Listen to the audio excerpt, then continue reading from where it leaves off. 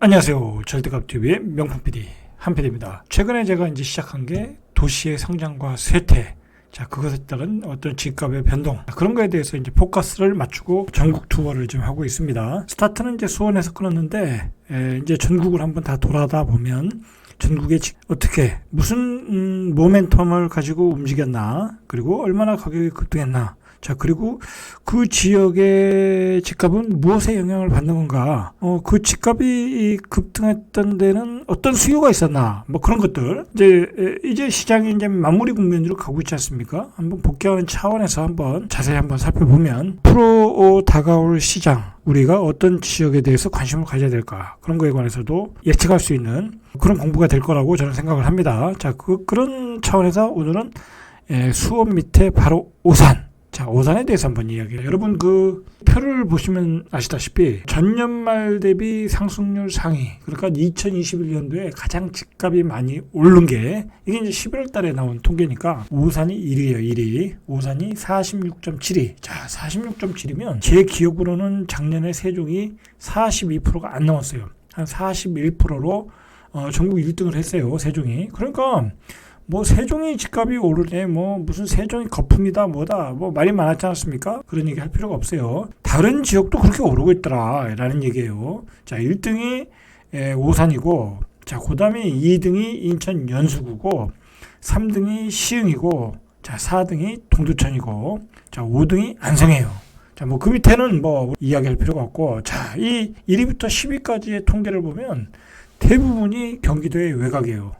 이 중에 뭐 수원 같은 경우는 뭐 뭐랄까요, 좀 광역 도시급이니까 뭐 그렇다 치더라도 오산, 뭐 시흥, 동두천, 안성, 이런 특히 오산, 시흥, 동두천, 안성, 이런 지역은 비인기 지역이에요. 옛날의 기준으로 보면 굉장히 비인기적이고, 서울 중심을 기준으로 볼 때, 뭐 강남을 기준으로 볼 때 굉장히 외곽에 처진 도시들이에요. 특히 뭐 동두천, 서울에 사는 사람이 동두천까지 이사 갈 일이 있겠습니까? 그 부근에 사시는 분들이 사시는 거죠. 안성도 마찬가지예요. 안성에 사시는 분들이 서울에 출퇴근을 할 수 있을까요? 그렇지 않다. 출퇴근할 수 없는 지역이에요. 오산도 마찬가지예요. 우리가 한번 생각을 해봐야 될 것이, 과연 오산이라는 지역, 뭐 동두천도 마찬가지고 안성도 마찬가지고, 뭐 시흥은 워낙 호재가 많은 지역이고 새로운 택지지구라고 할 수 있고, 그리고 많은 그 전철 노선이 들어가니까 뭐 그렇다 치더라도, 오산에 무슨 새로운 전철이 들어간 건 아니잖아요. 호재거리는 있었지만 뭐 동두천에 뭐가 다시 들어간 게 없잖아요. 안성도 마찬가지고. 이런 도시들이 왜 떴냐? 이 집값이 급등했던 게 뭐랄까, 이번 상승 사이클에서 큰 이변이었다라고 대부분의 사람들이 생각을 하고 있어요. 저기까지 뜰 수 있을까?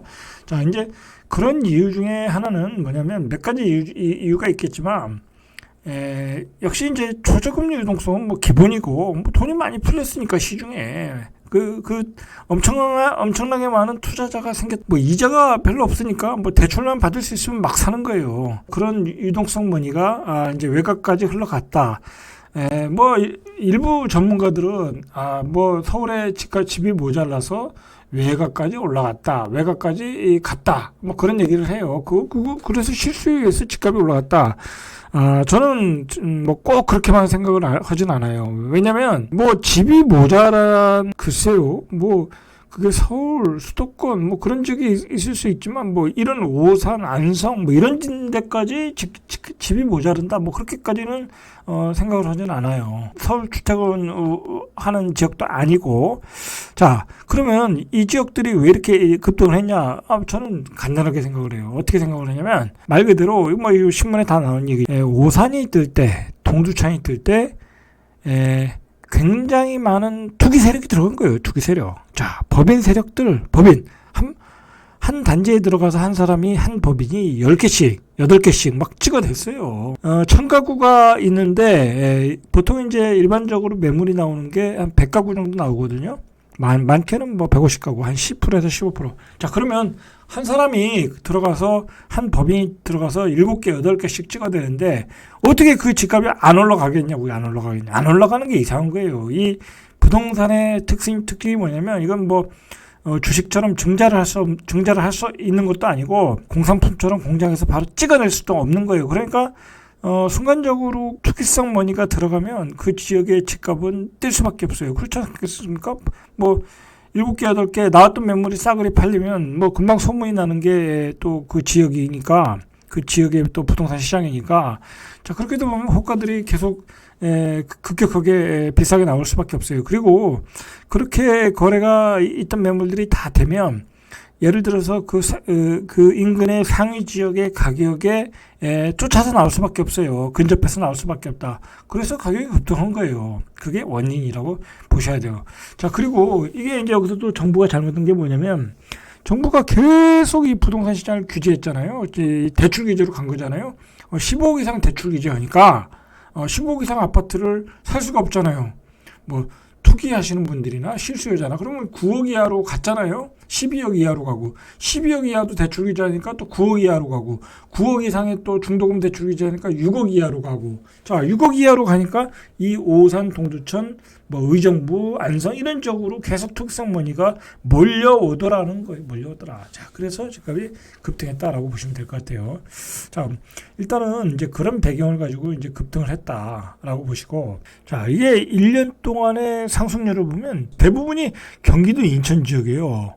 지금 여기서 지금 뭐 지방에 하나도 없죠. 그러니까 올해 급등한 지역들은 경기도 수도권 지역. 자, 그냥 급등한 거예요. 오늘 살펴볼 오산은 전체 면적이 42.7km, 굉장히 면적이 좁은 거예요. 오산시가 지금 한 25만 정도 되나요? 그 정도. 원래는 이게 화성군 오산읍이었어요. 자, 그게 이제 그 화성군에서 이제 떨어져 나오면서 오산시로 독립을 한 거죠. 독립을 하면서 이 면적을 가지고 온 거죠. 그러니까 이제 더 많은 면적을 가지고 왔어야 되는데 이 면적이 굉장히 좁다. 그러니까 면적이 좁다는 얘기는 인구 밀도가 굉장히 높다는 거예요. 자, 이 신규 개발 거점과 연계를 통한 도시균형 발전을 도모하기 위해서 1도심 2지역 중심 체제에서 1도심 2부도심 3지구 중심의 다핵 연계형 구조로 설정됐다. 예, 도시 구조가 이렇게 되어 있다는 거예요. 우리가 그 오산을 얘기할 때 특별한 게 없어요. 이게 이제 오산의 구도심이잖아요. 예, 오산으로 볼 때는 예전에 과거의 오산으로 볼 때는 특별한 게 없었고, 차라리 오산보다는 송탄이 더 유명했죠. 이 송탄이 여기가 미군 부대도 있었고, 자, 원래 송탄이 더 유명한데 오산은 뭐 특별한 게 없었어요. 자, 특별한 게 없었는데 이 읍에서 시로 발전할 수 있었던 것은 굉장히 중요한 얘기인데, 이게 이제 수원이 남부 쪽으로 확장을 하면서 오산에 붙어버린 거죠. 수원의 남부가 이제 이 병점 아니겠습니까? 이 병점이 확장을 하면서 그 옆쪽으로 서동탄이 들어오고 옆에 동탄이 들어오면서 이 오산이 이제 붙어버린 거죠. 이 동탄과 동탄 신도시와 수원 병점과 이렇게 붙어버리면서 일종의 그 큰 도시와 도시 간의 연계성을 가지면서 발전을 하게 되었다라고 보시면 될 것 같아요. 오산이 발전하게 된 계기는 도시가 이제 광역화되었다, 또는 메가시티가 되었다고 봐야 되겠죠. 그러니까 이 수원의 확장이 동탄을 만들어 놨고, 어떤 동탄의 확장이 오산을 발전하는 계기를 만들었다라고 보시면 돼요. 자, 이렇게 도시가 붙어버리니까 이 네 도시가 붙어버리면 어떻게 되겠어요?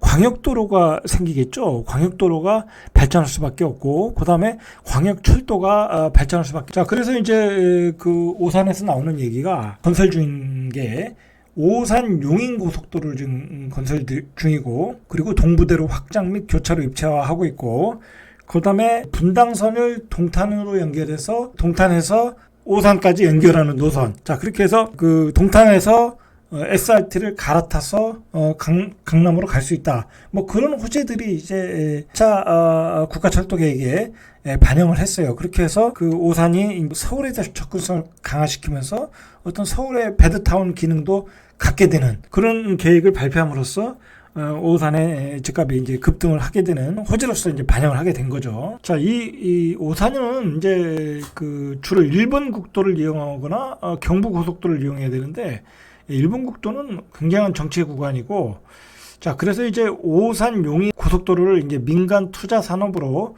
이제 지금 건설 중이에요. 건설 중인데 이게 왕복 4차로 가칭 경기 중앙고속도로. 자, 공사 기간은 2026년. 오산에서 용인까지 연결이 되면 용인에서 또 서울까지는 또 고속도로가 연계되어 있잖아요. 용인에서 강남까지는 또 연계되어 있으니까 그게 연계되다 보면 오산의 접근성이 굉장히 좋아진다는 거죠. 그런 점도 지금 오산이 발전할 수 있는 성장 동력이다 라고 보시면 될 것 같아요. 오산은 지금 호재들이 몇 개 있어요. 이 오산 용인 고속도로, 그 다음에 분당선 연장, 그러니까 분당선 연장을 통한 그 SRT.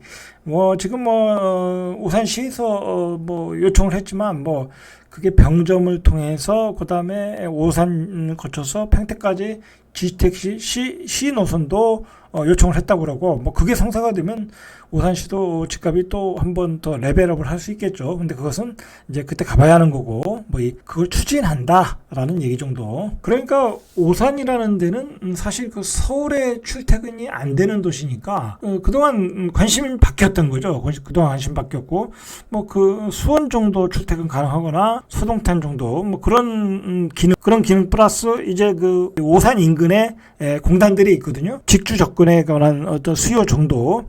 요즘 잘 나가는 그 LG 이노텍도 오산에 있어요.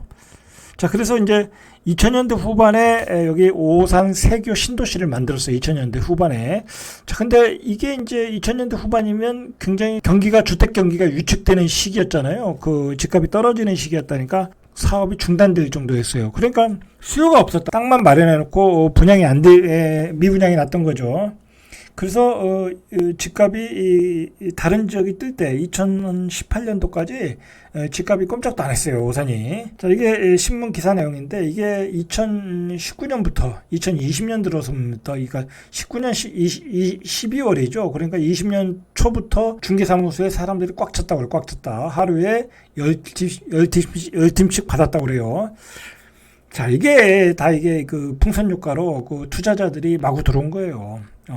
사실 이게 이런 지역들은 이렇게 집값이 그 지역 주민들은 집값이 조금만 급등해서 사질 않아요. 왜냐면 오산이 그동안 집값이 안 오르는데 저 가격에 왜 사? 그렇게 하다가 투자자들이 몰려오고 자, 그리고 집값을 올려가고 실수요자들이 따라가는 패턴 그런 패턴 다른 지방에서 있었던 패턴으로 이렇게 집값이 급등했다는 거예요. 케이블 리본에서 이제 뽑은 자료인데 자, 경기도에서 집값이 가장 많이 오른 10곳. 아까 처음에 봤듯이 오산이 64.3%. 어마어마하게 올랐죠. 10월달 기준으로. 자, 우리가 한번 프로 오산은 어떻게 될 것인가. 이제 그곳에 이제 포인트를 맞춰가지고 한번 보시죠.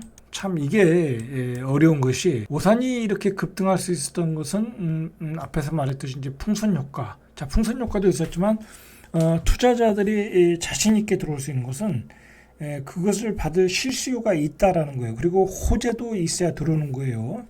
자, 오산에 아까도 말했듯이 이렇게 동탄과 수원에 붙어가지고 하나의 그 연결된 도시가 되면서 이렇게 급등할 수 있었다라는 거.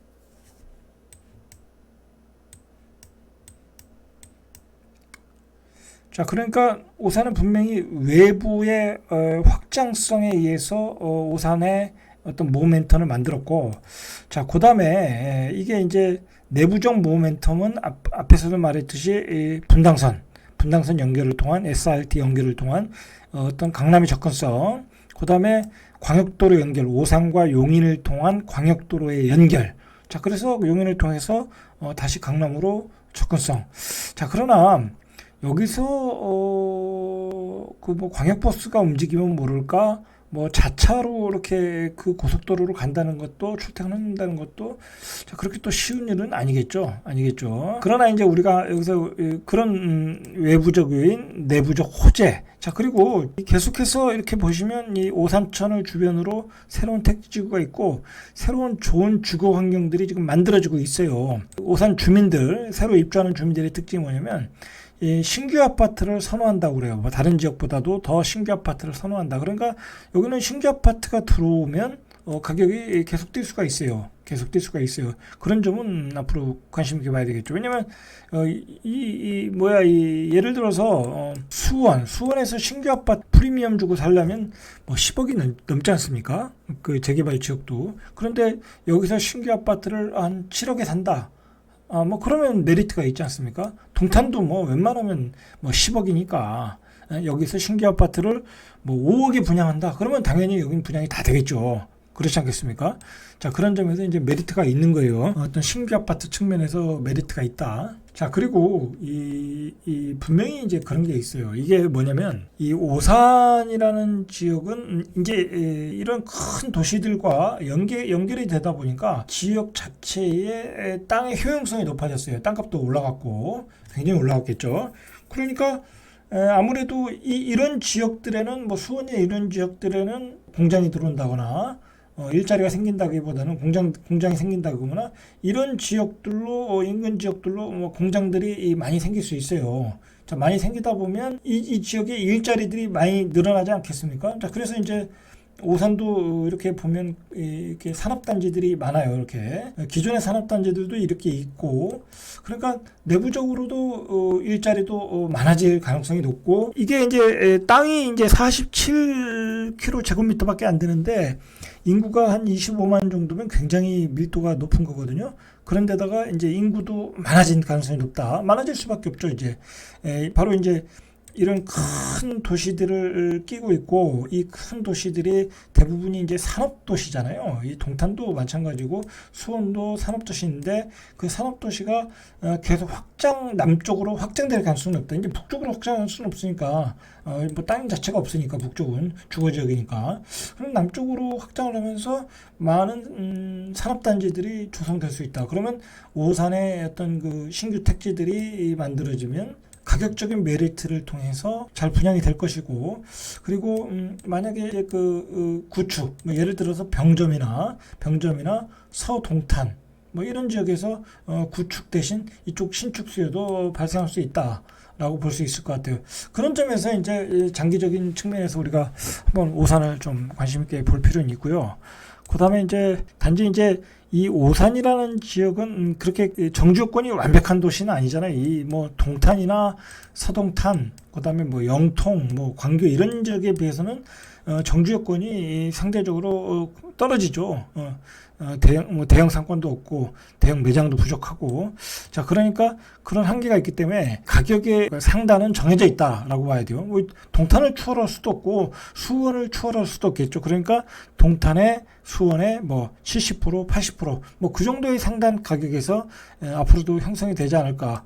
그리고 경우에 그런 측면에서 이제 보시면 될 것 같아요. 뭐 그러니까 뭐 예를 들어서 기존의 구축들이 과도하게 떨어질 수 있거든요. 나중에 그러면 이제 그때 가격 메리트가 생기면 한번 다시 살 수도 있고, 그다음에 이런 신축 지역들의 분양하는 아파트들도 분양가가 저렴하다라고 하면 분명히 프리미엄이 붙을 가능성이 많아요. 자, 그런 관점에서 한번 동탄을 살펴봤습니다. 정리해 보겠습니다. 도시의 성장과 발전, 오산편. 오산은 아주 이변이었다. 전국 상승률 1위를 기록한 것은, 작년에 세종이 전국 상승률 1위를 기록한 것은 국회의사당의 위치잖아요. 자, 뭐 그래도 호재거리라도 있었는데 오산은 그 외적으로 나타난 호재거리라는 게 없었어요. 자, 그냥 자체 힘으로 투자머니의 어떤 급격한 유입, 자, 그리고 주변의 풍선 효과로 가격이 이제 급등을 한 거예요. 자, 그 힘만 가지고도 1위를 했다. 전국에 1위를 했다. 그것도 뭐 작년 세종의 기록을 넘는 수치를 기록을 했어요. 자, 그만큼 강력한 힘을 보여줬다는 것은 우리가 한번 앞으로도 관심을 가져야 된다 생각을 해요. 그만큼 앞에서도 얘기했지만 투기 수요도 많았지만 그만큼 실수요도 받쳐줬다는 거예요. 먼저 이제 항상 선점하는 세력들은 투기 세력이지만 그 다음에 그 가격을 2단계, 3단계 끌어올려주는 것은 실수요거든요. 자, 그런 그 구조로 보면 그만큼 실수요도 뒷받침이 된 게 분명하다. 자체의 힘은 무엇이고 외부의 힘은 무엇이냐라는 걸 구분을 해야 돼요. 자, 제가 계속 강조를 하는 거는 도시의 성장에 있어서의 자체 힘과 외부의 힘을 구별하자. 그게 가장 큰 분석틀이고 그 외부의 힘은 바로 동탄 신도시, 동탄 신도시의 확장, 그리고 수원 도심의 확장, 수원 외곽의 확장을 통한 주변 도시들의 어떤 메가시티의 완성. 자, 그리고 대한민국 제조업의 중심인 자동차와 반도체. 자, 그게 이 바로 수원과 화성 주변에 몰려 있다. 자, 그걸 통해서 이 토지의 오산 주변에, 오산과 화성 주변에 토지의 어떤 그 가치도 높아지고 그만큼 또 일자리도 많이 생기고, 자, 그러면서 새로운 주거지가 만들어졌고 새로운 택지지구가 만들어졌고, 자, 그곳에 또 신축을 공급을 했고, 때에 맞춰 그리고 이제 수원과 동탄에 급격한 레벨업이 있었지 않습니까? 뭐 수원은 지금 1급지는 뭐 12억에서 15억 사이 뭐 그 정도로 가고, 뭐 동탄도 동탄 호수 주변에 한 10억대 이상, 그리고 뭐 이 SRT 뭐 역세권은 15억 이상이니까, 자, 그 가격의 어떤 갭줄이기가 바로 오산에서 나타났다라고 보시면 돼요. 자, 그러니까 동탄 호수 주변에 10억이니까 여기서 7억 5천. 오산의 대장 아파트, 물론 지금 호가는 9억에 나와요. 자, 그러나 앞에서도 얘기했듯이 오산의 상당 가격의 기준가는 바로 동탄 신도시다라고 보시면 돼요.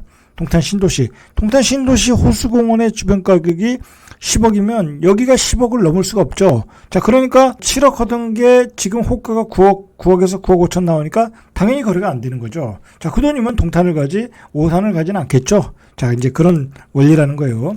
자, 그러면 이제 결국은 오산이라는 도시는 하나의 이 남부권의 메가시티에 편입이 됐다라는 거예요. 수원과 동탄의 확장을 통해서 편입이 되었다. 어떻게 보면 행정구역은 오산시이지만 동탄의 남부권이라고 보시면 될 것 같아요. 지도로 봐도 여기 동동탄이 있고, 자, 여기 오산이 있고, 뭐 바로 동동탄 밑에, 그리고 동탄 바로 옆에. 자, 이러다 보니까 가격이 동등하게 갭줄이기를 하고 있더라는 거예요. 자, 결국은 그러니까 동탄이라는 도시는 내부의 어떤 확장성은 바로 주변 도시와 연결이 되어 있다라고 보시면 돼요. 이 도시가 여기에 뭐 고속도로가 오산과 용인 간의 고속도로가 들어와서 뭐 서울의 접근성이 강화된다, 그런 것은 큰 임팩트가 없다라고 보셔야 돼요. 왜냐면 아무리 오산에서 고속도로를 깔아도 서울까지 물리적 거리라는 게 있잖아요. 그리고 오산에서 서울까지 출퇴근한다는 것은 아무리 고속도로가 깔려도 쉬운 일은 아니다라고 보셔야 돼요. 그렇다고 가격 메리트가 있는 것도 아니고, 지금 가격이 또 급등했으니까 뭐 예를 들어서 뭐 3억 4억 뭐 그런 가격에서는 가격 메리트가 있었지만 지금 뭐 7억 이상 나오니까 별로 메리트도 없어졌다라는 거예요. 자, 그런 의미에서 서울 직주 정권성을 가지고 다시 오산의 가격이 올라간다라기보다는 바로 주변 도시의 확장과 편입을 통해서 주변 도시가 또 정주 여건이 좋아지고 또 레벨업을 한다면 오산은 또 같이 레벨업을 할 수 있다라고 보셔야 될 것 같아요. 그리고 긍정적으로 또 봐야 될 이유가 뭐냐면, 자, 오산 주변에 이제 여기는 이제 주거지로 꽉 차 있지 않습니까? 이제 뭐 화성, 뭐 평택, 공장 밑에도 또 평택 공장이고, 자, 그러다 보면 이제 이 제조업체들이 많이 들어올 가능성이 많아요. 하청업체들이죠. 뭐 그리고 기타 제조업체들이 이 오산 주변, 화성 주변으로 많이 들어올 수 있어요. 자, 그러다 보면 일자리도 많이 생길 수 있다. 자, 그러다 보면 여기에 자체 수요도 늘어날 수 있다라고 보시면 될 것 같아요. 자, 그런 관점으로 앞으로 오산을 계속 지켜봐야 된다. 당분간은 가격이 많이 올라갔기 때문에 조정 기간을 거칠 수는 있지만 나중에 물량이 어느 정도 다시 한번 상승 사이클이 시작될 때 조정을 거쳐서 한번 더 레벨업을 할 수 있다라는 어떤 가능성을 열고 오산을 쳐다보면 될 것 같아요. 자, 이상 절대값TV의 명품 PD 한 PD였습니다.